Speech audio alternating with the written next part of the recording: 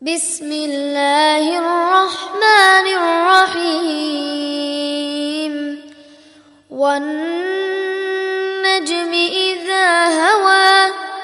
ما ضل صاحبكم وما غوى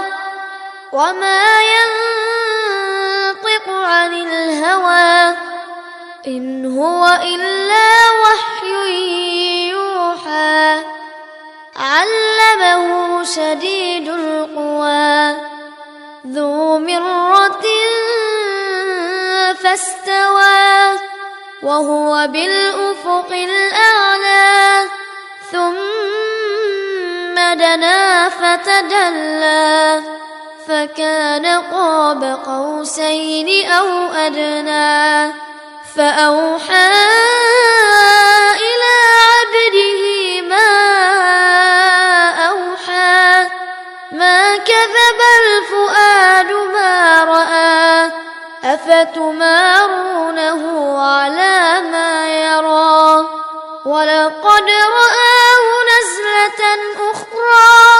عند سدرة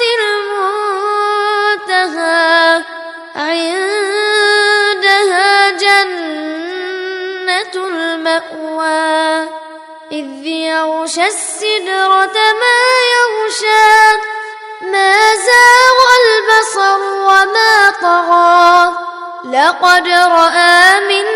آيات ربه الكبرى أفرأيتم اللات والعزى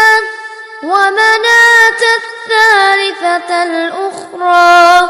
ألكم الذكر وله الأنثى تلك إذا قسمة ضيزى إن هي إلا أسماء سميتموها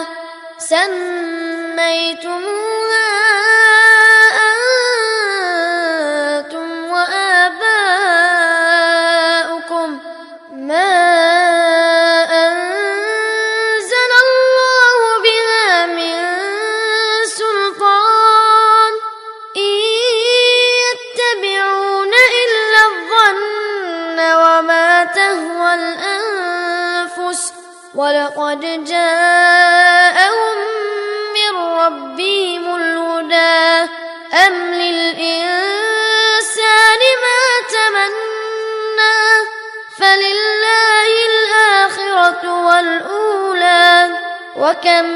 من ملك في السماوات لا تغني شفاعتهم شيئا إلا من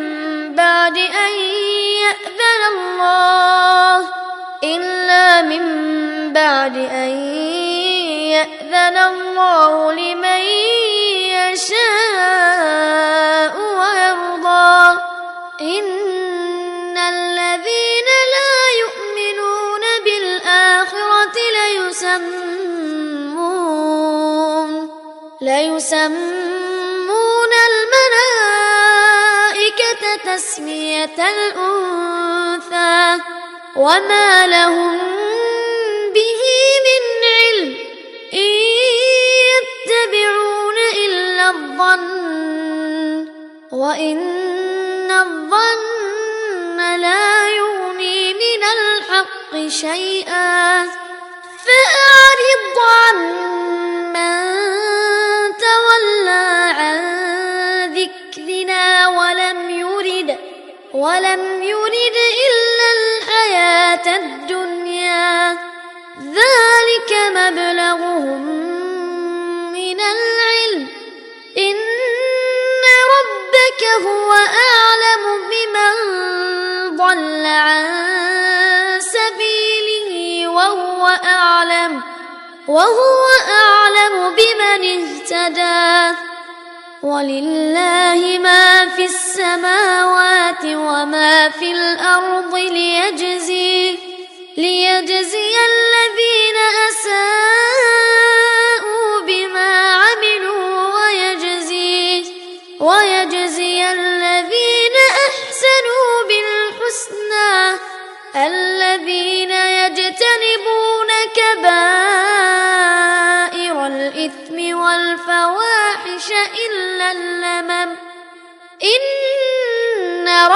ربك واسع المغفرة هو أعلم بكم إذ أنشأكم من الأرض وإذ أنتم أجنة في بطون أمهاتكم فلا تزكوا أنفسكم هو أعلم بمن اتقى أفرأيت الذي تولى وأعطى قليلا وأكدى أعنده علم الغيب فهو يرى أم لم ينبأ بما في صحف موسى وإبراهيم الذي وفى ألا تزر وازرة وزر أخرى وأن ليس للإنسان إلا ما سعى وأن سعيه سوف يرى ثم يجزاه الجزاء الأوفى وأن إلى ربك المنتهى وأنه هو أضحك وأبكى وأنه هو أمات وأحيا وأنه خلق الزوجين الذكر والأنثى من نطفة إذا تمنى وأن عليه النشأة الأخرى وأنه هو أغنى وأقنى وأنه هو رب الشعرى وأنه هو رب الشعرى وأنه أهلك عادا الأولى وثمود فما أبقى وقوم نوح من قبل إنهم كانوا هم أظلم وأطغى والمؤتفكة أهوى فغشاها ما غشا فبأي آلاء ربك تتمارى هذا نذير من النذر الأولى أزفت الآزفة ليس لها من دون الله كاشفة أفمن هذا الحديث تعجبون